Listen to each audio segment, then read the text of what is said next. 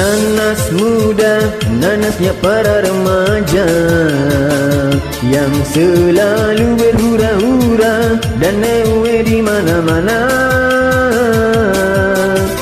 Masa muda, masanya masa birahi, sukanya riling sendiri, bahan bacot sampai pagi.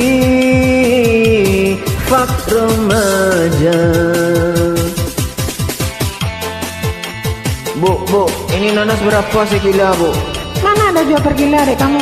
Ya udah, Bu, satunya berapa, Bu? 30.000. Kok mahal kali, Bu? Kurang lah. Gak usah beli lah kamu, beranak aja lah kamu nanti. Ya deh, ya udah, Bu. Bungkus satu, Bu, ya.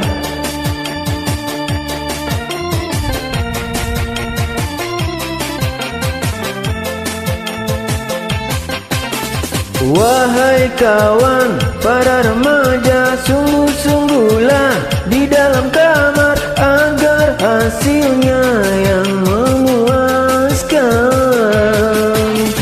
Jangan lupa, wahai remaja, untuk pakai pengamannya agar tidak jebol nantinya. Nanas muda, nanasnya para remaja yang selalu berhura-hura dan ewe di mana-mana.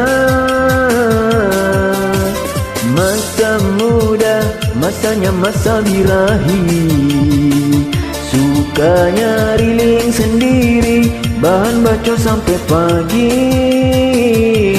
Fak remaja, ya. Yang ini nanasnya yang nanti ayang makan sampai habis ya. Jangan sampai enggak nih yang Iya sayang. nanti kalau enggak ayang makan nanas nih bahaya nanti. Abang belum siap lagi. Ada jelas ndak ayang tuh. Iya sayang, nanti aku makan kok. Wahai kawan, para remaja, sungguh-sungguhlah di dalam kamar agar hasilnya yang memuaskan.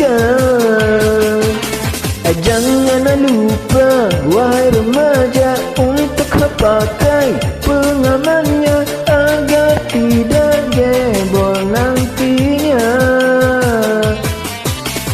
Nanas muda, nanasnya para remaja yang selalu berhura-hura dan ewe di mana-mana.